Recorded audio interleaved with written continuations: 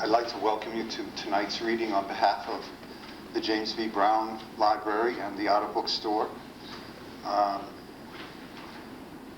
name's Dick Sweeney, and it's my pleasure to be introducing Don Skiles tonight. I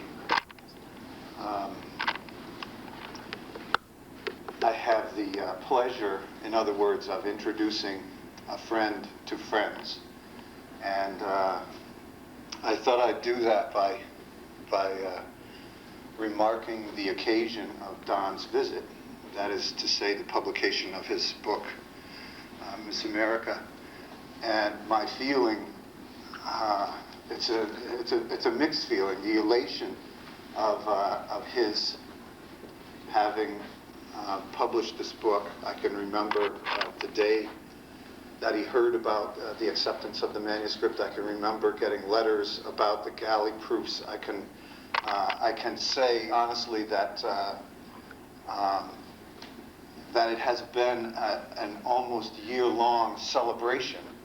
But at the same time, it makes me feel like we're saying goodbye in some sense to this person that we know, because here is this book with this author's photo, and we took pictures in my backyard last summer of the serious pose, the genial pose, the very cultured pose, the goofball pose, the beer belly pose. We did lots of poses, none of which happened to turn out to be inside that book. But even when we were playing with this idea, the publishing of a book is a really serious affair, and so it made me feel as though I had to do something to retrieve my friend Don Skiles, who threatens to go off into fame, and so without Don's permission, I'd like to quote his mother's response to his question: "Did you think that I would ever be handing you a book that I had written?" As he handed her this book, she said, "I used to spank your bare bottom." and I think, as I thought about that response, that it's very much like my own, that she wants to grab back the Don Skiles who had not yet published the book as part of her celebration of his publishing it. Mine is, by way of introduction, to mention to you the many ways Don Skiles, my friend, has shown with his enthusiasm, the same enthusiasm and the same sense of joy that he gives to the stories that are in this book, were the ones that got me to New York to see an art exhibit in a pier on the East River called Ice Cream, and it was the same one that he shared with me by telling me to read Gorky's autobiography, because it was the most wonderful book ever written. That, of course, is just the most recent wonderful book ever written. and that same sharing is the one that I got news early in the year about a movie I would never see in Bloomsburg called, it's a British movie, you've not heard of it, he said, it's called Chariots of Fire, and it's wonderful. He said, I cried 4 times. And these are things that I feel I have to say in that same bare-bottom spirit that his mother brought to the news that he brought her. And so instead of bidding him farewell, I'm saying that because this book was published, Don is here with us, and the more famous he gets, I think we can count on the more departures and arrivals back again to see us as he celebrates what I hope to be many, many more Don Skiles.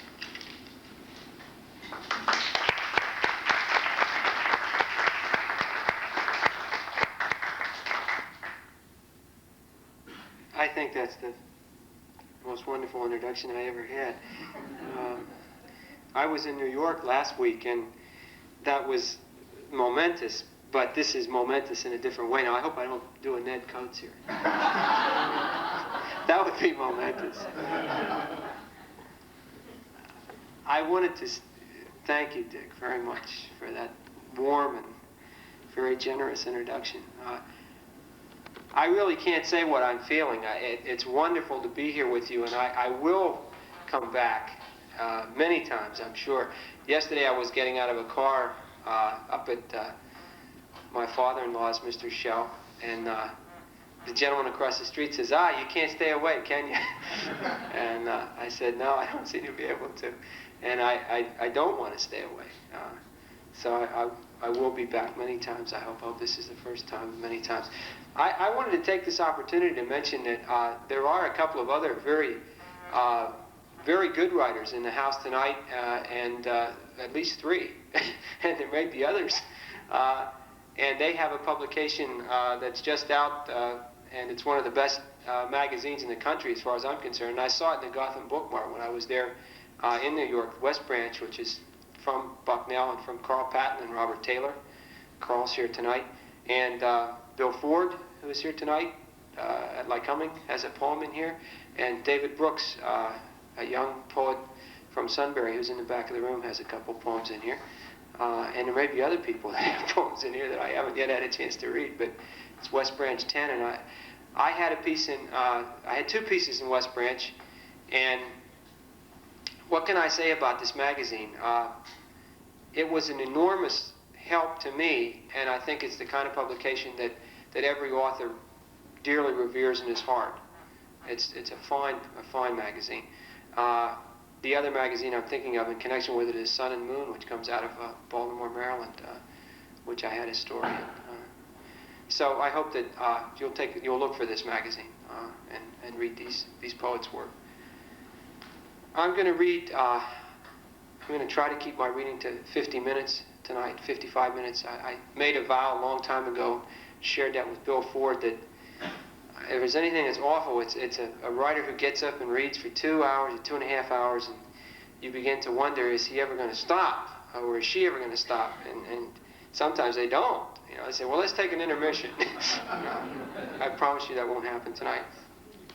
The book is available over here at the counter and at the auto, and that's all I'll say about that. And I hope that if you do get it, that you'll enjoy it. It was really written in that kind of spirit. I think the first story I should read, since especially since Dick talked about, and there was no collusion between us, by the way, since Dick talked about this marvelous picture-taking session at his place last year, before we ever knew about the acceptance of Miss America, that I should read a story that also has a little bit of literary history connected with it. The story is called The Book Jacket. I read it Saturday in New York. Sandy, who was there, will remember it. It was a story that was written here in Williamsport, and it is a story that had the honor of being the first piece of fiction that the Bookseller, a magazine that's published every week in London and has been published for I don't know how many years. It has a very old literary history. It's kind of a trade organ. It was the first piece of fiction that they ever published. And Marion Boyars, when she presented me in the book Saturday in New York, mentioned that she sent the manuscript over to the editor, and he called her immediately upon receiving it and said, we want to put that in, and then told her that's the first time we've ever done this. So I guess I'm especially proud of this particular story, although I'm proud of all the stories in the book. So I'll start off by reading The Book Jacket. The author said he had served in intelligence in the Air Force, cryptography. He had his picture taken in a very white t-shirt with his nipples showing, glowering into the camera from beneath bushy eyebrows.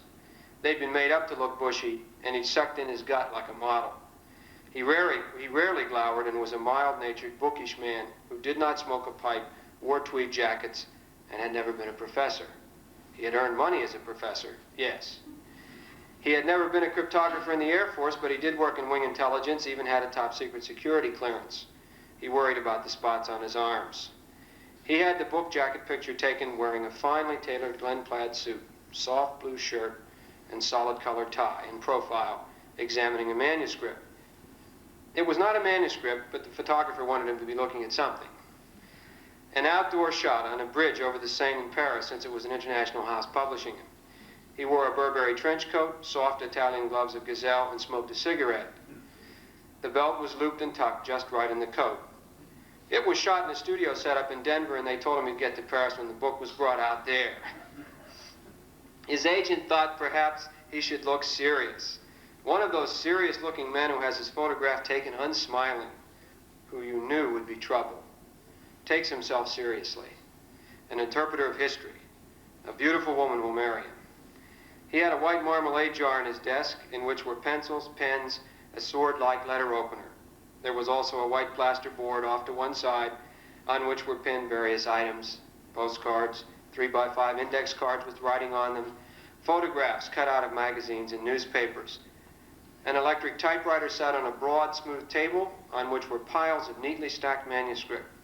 There was a chair at the table with a sweater hanging from its back. Windows cast a luminous, soft, glowing light on the scene. There were rows of books and a ceiling-to-floor tier of bookshelves by the table. The floor was smooth, polished, old wood, with obvious grain. This was his studio. But it was not the room he wrote in. It was actually the room of a friend who was a professional editor. They met in this room, drank wines his friend collected, and discussed stocks, bonds. He liked wine and owned no stocks. He was holding a coffee mug in the picture, a heavy Celtic-looking ceramic mug with a serpent-like coiled handle, and he had on a cream-colored Aran sweater and corduroy trousers. He and his wife were standing outside their house on Long Island, or Vermont, or Maine, or Puget Sound, or Pennsylvania, or Virginia, and they had their young child, a beautiful tousle-haired boy, in front of them. He squinted at the camera. His wife wore a villager skirt and blouse and LL Bean loafers. They were happy, centered in a tradition of the earth that gave them sustenance, reality, and meaning. It rained, they had flowers, and harness glowed in the old ramshackle barn, in the upper part of which was his writing studio and hers, and she wrote too. There were some quiet meditative paintings in the walls in there and braided rugs on the floor. An old grandfather clock ticked in the hall of the house. Bees buzzed in the heavy summer, and the wind blew leaves scurrying up the driveway in late autumn. Their cheeks were red and healthy, and he ran 5 miles every other day. There was no bath in the place, and he went across town twice a week to shower at Melanie's. The building shook with the constant rumbling of traffic, and a rock band practiced at seemingly irregular hours down below. He wrote here, and his face was pasty urban white in the photo, with dark circles under his eyes and visible lines on either side of his nose, digging in, furrowing his face. He thought he could feel the cockroaches at night in his hair. But he had gone to a good school and served in the Marines and would go on. The picture was taken on the campus. There was an old stone facade blooming traceries of ivy behind him. Why not here?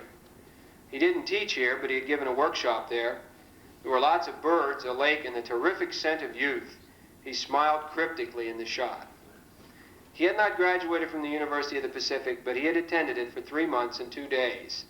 His teeth were false and gleamed wonderfully in the picture. His custom hairpiece was an excellent job. Someone suggested he wear a hat or a cap like a gangster or a sportsman, but he declined. He didn't know how to ride, but had an equestrian picture taken. In another, they wanted to have a good, full selection. He posed in a Woolrich hunting jacket with a golden lab. In a third indoor shot, he was seated at his typewriter toying with a pencil, looking as if he was just answering a question. The picture was of him in the bar, one he never went to. Soft focus and him looking pensive, a profile. An obviously beautiful young woman sat nearby, looking at him. He had his shirt open at the throat and sleeves rolled up on muscular arms. There was another they took at night in the blaze of neon lights, wet pavements, his face half in shadow, a lonely figure. He had a lot of friends, so they had it outside a bookstore and you had to figure out which one he was. He had never been in that bookstore and they drove him there. He was drunk and not actually in the picture. they put in an insert of him as a cute baby. No picture was published, saving it for the book reviews, magazine pieces, and International Famous Agency Incorporated. He was a writer and had his picture taken through the rain-flecked window of a limousine at an international airport, a cab at a hotel, and newspaper rolled under his arm. He was a writer and had his book jacket photo airbrushed. He was a writer and had his photo taken looking out over a lake, the sea, mountains, mist. He was a writer and had his picture taken in a room of an old yellow stone house with an oriental scroll behind him and a signet ring on his finger. So that's the book jacket. Now I'd like to read, I really am not going to read any of the long stories in this book because they would just take too long to read. And this gives me a wee bit of a chance to mention, and some of you here tonight will know this, I've had a lot of experience reading as a poet and less experience reading as a fiction writer, and I'm beginning to encounter the problem that fiction writers lament, and I've seen them lament in print many times, and that's the fact that it's very difficult perhaps to give a fair idea of your work in a reading, because particularly if you're a novelist, what are you going to do? Are you going to read for 15 minutes and take a break and read another 15 minutes? So that once again, the fiction writers and the novelists have to defer to the poet here, and I think that's just. I remember a passage by Anthony Burgess in Beard's Roman Women where he goes into this fellow's apartment and whom he dislikes, and his parting shot against this fellow after he looks at several of his books, the man's name is P.R. Pathon, is that P.R. Pathon was a mere novelist and a swine. and he, of course, is a poet. But there is a lot of truth in it. So I'm not going to belabor that tonight. I'm in danger of it, aren't I? I would like to read a story that was written in San Francisco and is the most recent in terms of actual composition in this book. And that's the story Sunday Afternoon, which is next to the last story in the book. There are 11 stories in the book. And this particular story was added to the book very late, and much to my delight when Marion Boyars read it and said, I want to put it in, I want to make the book bigger. So this is a story called Sunday Afternoon. We were riding, the four of us, in the late afternoon in the weak autumnal sunlight of November. The trees were now nearly bare of leaves, perhaps at their most beautiful before winter. We really had nothing much in mind. We came into a village, very small and very quiet. Charles had driven the road before. We knew where we were, but wanted some direction to the river. The dog got out, we asked around, but not much was offered in the way of concrete information. It was disappointing. We drove on, and the little road spun out, curved, dipped, swayed, edged over the hills out in front of us. We had set out a couple of weeks ago on a similar journey, but we could not find any therapists. There was further down the twisting, interminable road an island offshore, seemingly near in the light, hazy fog, the river. It reminded one of Venice, the colorations, tones of light. We saw a woman in a Fendi jacket on the shore walking back and forth, back and forth. Her hair was honey-colored, full, rich, long like a mane, eyes a gem-like green. Her mouth was full, pouting. The dog spoke to her, but she did not reply. A curious skiff-like boat went by near shore. In it was a man in a hunting jacket with shooting patches. He was wearing Ralph Lauren polo. Then the sun came through, a watery, coppery tone, and we could make out some people in creasier sweaters with lions on them, hats like Tibetan gear, and pants, marching in some kind of procession. One person lagged at the end. This figure held up a startlingly neon-like sign which read, "The Glory of Missoni." Another woman emerged suddenly from high swaying reeds near the shore. She was wearing an Emba jasmine and azurine mink coat open to reveal that she had on only a bra and panties with stack-heeled beige pumps. I've seen that woman all over, Lou said. You never know where she's liable to turn up.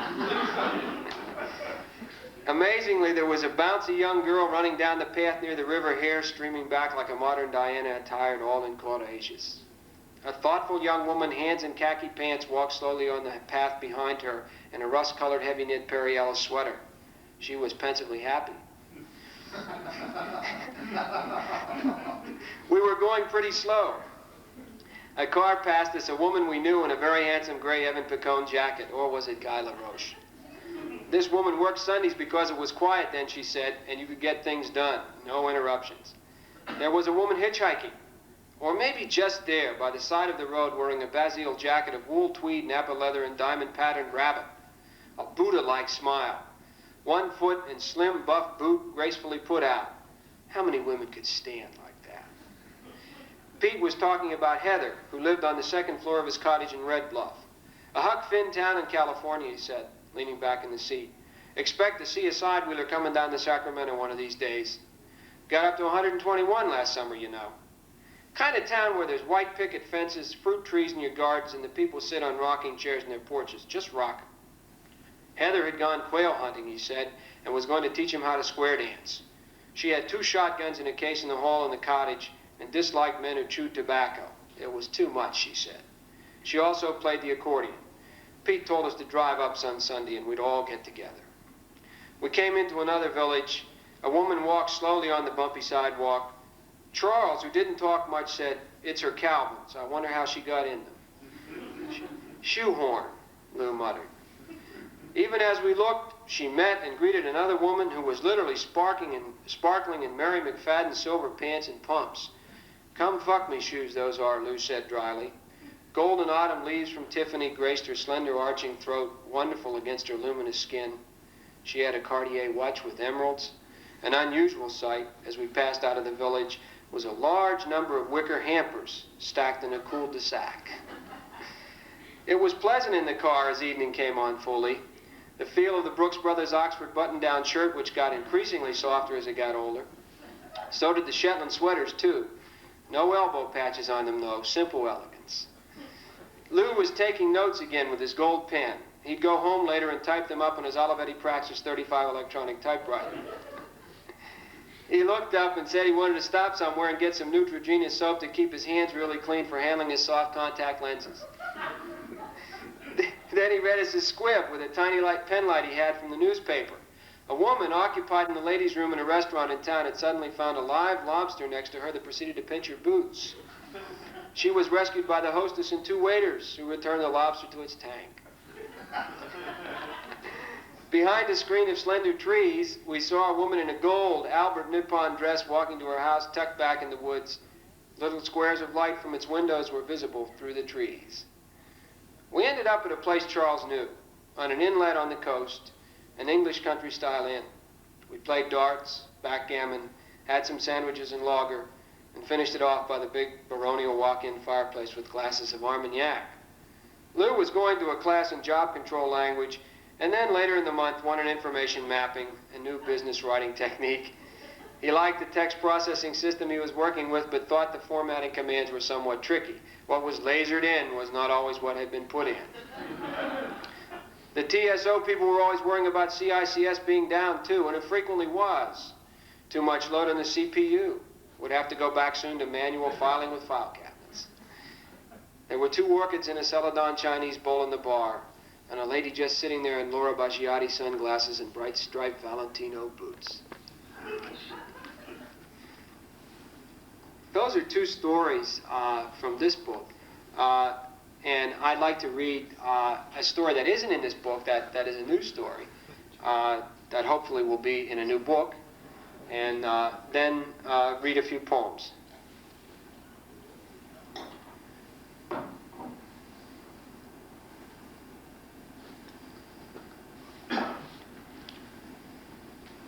Now this story, I wonder if I can get it on there, I can't see it, is new, last couple of months, and it's finished now. Maybe a few minor changes on it, but it's done. And this particular collection of stories I'm working on now is a little bit different in focus, and I'm not exactly sure which way it's going to go yet. It may go towards being focused around one character, and it may go towards being kind of a half and half blend between stories focused on one character. One story which is in this book, the last story, and half stories in which I'm taking a direction that I want to take. This is a story called What a Man is Supposed to Be Able to Do. Okay, I want to repeat that title. What a man is supposed to be able to do. First and maybe foremost, he is supposed to know all about automobile engines and be able to fix them himself. Works on his own car. He is an ace driver and knows how to move out. He got his license the day he turned 16. He does not get ripped off by garage and gas station mechanics, and thus he saves money. He is strong, and nobody is going to push him or his girl, wife, friend, children, or dog around. To that end, he keeps in shape and is perhaps even a woodsman. He works out at the gym, lifts weights, pumps iron. A man needs to. Or, if he is a different sort of man, he plays a fierce game of racquetball or tennis. He runs the marathon and the ultra-marathon, the fishnet jersey he wears rubbing his nipples bloody by the end of it.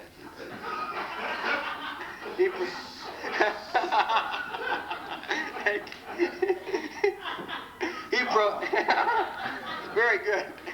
He prolongs his life, his earning power, and thus he saves money. He eats healthy food, too, no bacon and egg.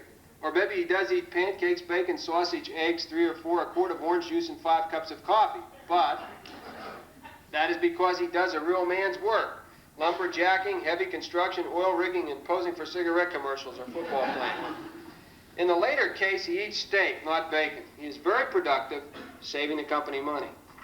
In school, he took the right subjects and thought about his career.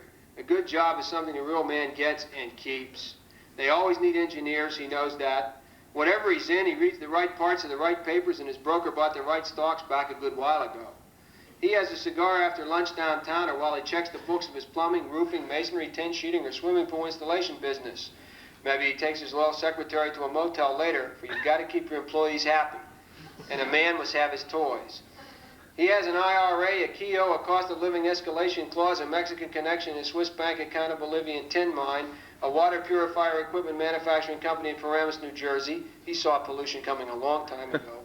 A condominium he already unloaded, a safe deposit box full of jewels, antiques fill his house, an inside track on paintings and objets d'art, due to an old college pal, a tax shelter ranch in Nevada, a yacht in Marina del Rey, a bomb shelter in Poughkeepsie, a year's supply of freeze-dried food, 2 killer Dobermans, an electrified fence, 4 rifles with scopes, handguns for all family members, Jim Bowie knife, 4-wheel drive truck, a black belt in karate, whiskey futures, grain commodities, and he owns a piece of the moon just in case. Actually, it was a good deal, and he figures he saved money. A man is supposed to have the right friends, and he does. Always has had. He knew the mayor as a boy. There's some talk he'll be governor. That wouldn't hurt. He certainly has friends in the right places, as they say. Several police officers, an attorney on the DA's staff, 2 MDs and 2 dentists, and the head accountant at the bank. He golfs and fishes with them all. Can't walk down the street without somebody saying hello to him, and he always replies. He's a real gentleman. It all helps in the long run to save money. A man knows how to work with wood and all the tools that go with wood. All those Black & Decker saws, drills, lathes, you name it, and he can do it, and in a pinch he could always make his living as a damn good carpenter. He can fix the commode or the lamp or the fireplace or just about anything around the house, including the kids' toys, and that saves a lot of money. His wife gardens, sews, knits. He hasn't bought much outside of his underwear in a store for years. Since he hunts and gets his buck, rabbits, pheasants, grouse, and woodchucks, the freezer's always full. Then, too, they buy in bulk, wholesale at the farmer's market. You can't do better. All fresh, organic, the best stuff. You just can't eat that store-bought stuff after you eat the real food. And he has a good side of beef, half a hog, and 2 lambs spoken for each year with a good butcher friend. Hey, nobody goes hungry in this man's house. He knows how to provide, and saves money while doing it. Can you beat it? A man is supposed to do things in a reliable, dependable way, and he does. He gets the right maps from AAA way beforehand, has a CB in his van, checks ahead on weather and campgrounds, never detours, and gets both the estimated gasoline mileage and trip segment mileage together. Sure feels good at night in the tent knowing that. And if they do take a motel, the very things he knows where the budget deals are and is called ahead. It always saves money to do so, and that's all the more you have to spend on your trip. He has made his will before the trip, too, and the plots are all paid for. A man doesn't inconvenience people. He gets the corner table, the real good tickets, the right seats in the stadium, the airline reservations, and can always get them. A man's supposed to be able to. His car's brought out first on wet or cold nights from the parking garage. He knows what to do with attendants, doormen, waiters, maitre d's, punks, creeps, weirdos, scum, and wasted, lazy people. He He's always alert and gets seats on public transit. Nobody pulls any wool over his eyes. He's always a step ahead. He knows what to do in a restaurant, a roadhouse, or a Pittsburgh Steelers local bar, and how to teach his son. And his wife knows how to teach their daughters, too. And they teach them to save money.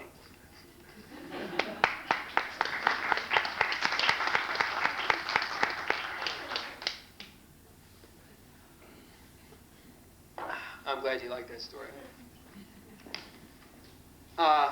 I like to read about 5 poems. And these are all new poems. And then I'll stop tonight because that'll take me pretty close to my limit.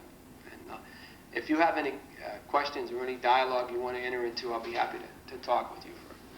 However, this is a poem called Painting and Writing. You know you are never safe. Someone is just now walking overhead, a shadow figure late at night on the black tarred roof, shoes rough. Prying even now lightly at the window. They wait outside in that narrow alley or a dark, low car, nosing along the street, silent, heavy, full. Gets on your empty elevator car and smiles. Your knees go weak, throat suddenly dry, mouth open, sweet trembling. Stares in the cafe. You blush hotly, lips moist. We'll sit down next to you on the bus, move close to you, and you want to get away, go home. But with an artist, you never know what you'll get under the open sky. This is a poem called After the Long Winter, and this is a poem I've wanted to write for a long time. I hope it's successful, and it's got a subtitle. It's called After the Long Winter, Homage to Frank O'Hara, who is one poet on one side of the poetic spectrum that I admire a great deal. There are poets all along the spectrum that I admire, and if I have a lot of failings as a writer, and one of them is probably that I try to encompass too many things in that spectrum. But that's been the way it has been for me. So this is a poem called After the Long Winter, Homage to Frank O'Hara. And if any of you know his work, maybe the title will make more sense. I go downtown, shirt sleeves rolled up. A summer girl sails by, sweet Bordeaux lip gloss. I'm doing the Australian crawl in this light spring air. Sweet Bordeaux, deep in the arms of rain. Next to the bus stop, where graffito says, "Pie baby crust off." I want to be an airborne ranger. I want to live a life of danger. Sir Galahad says, "Dimmi quel cosa di bello," which in Italian means, tell me something beautiful. I must learn how to cook a veal cutlet properly, comes to me as I walk along. Everything comes to you in the city, if you can take it. Then I was eating Russian soldier soup, half a prosciutto sandwich, and they even gave me sour cream for my soup. Restaurant called What This Country Needs, where I thought to myself with the start, it's getting near Thomas Pynchon's birthday. And 2 people behind me said, he's a great person, while the other said, she was great, like a potato. And I was wondering why Dick Zwardick, who played in the great days with Chet Baker, died in Paris. This is a poem called Sitting on a Bench in Chinatown. 7 Dutch poets have just read at the San Francisco Art Institute, where I also saw the perfect urban couple in interchangeable army fatigues, ready for the revolution. Even their hair was ready, one blonde, one black. Ferlinghetti was there too, with a blonde, and one of the Dutch poets signed their book. It was a full moon over the city. Ferlinghetti came out of the John, zipped his fly determinedly. Next to me, someone said with a round grin, later tonight, there are 60 poets reading at Project Artaud. So I walked out into the raw fog that is warm like lilacs, the air before a storm. This is a very short poem, very short, okay, it's only 3 lines. It's called City Haiku. Another good-looking woman in a phone booth. It's never me they're calling. I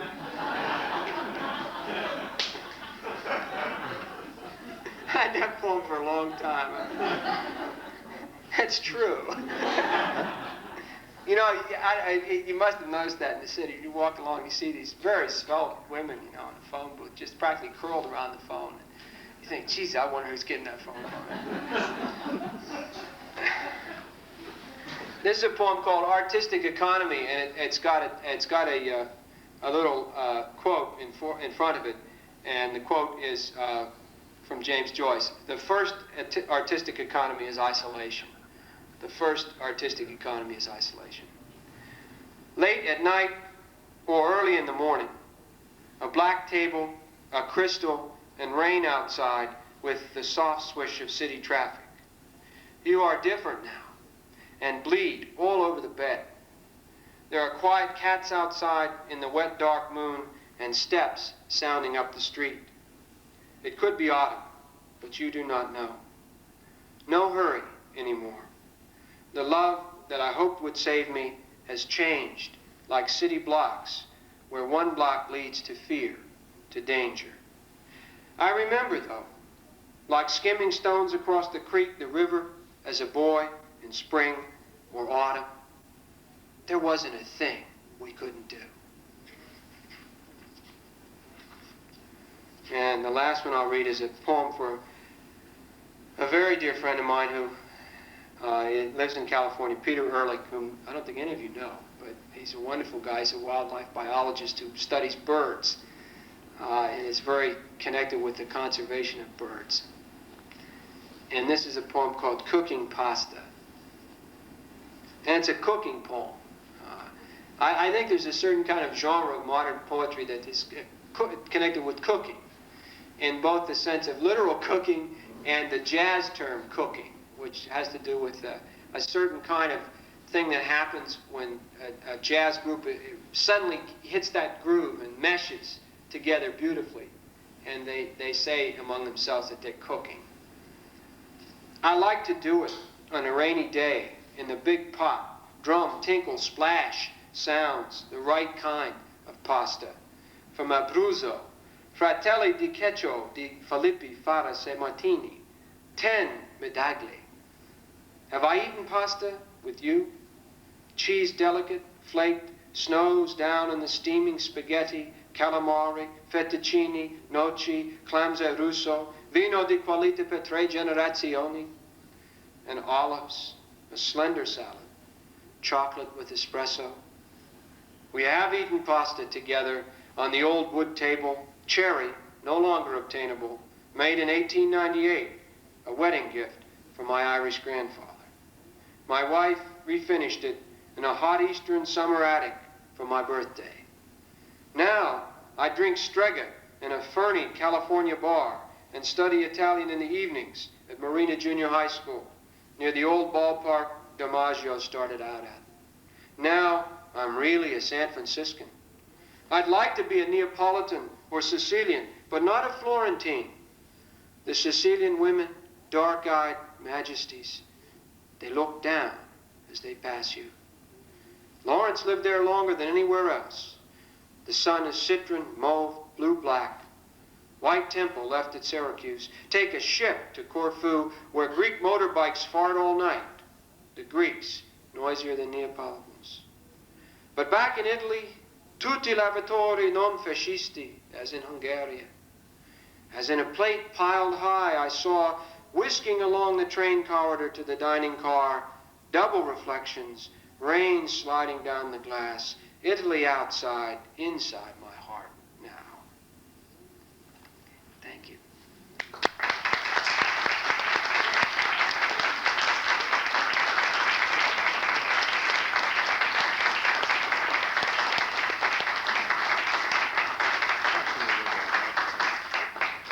Thank you very much.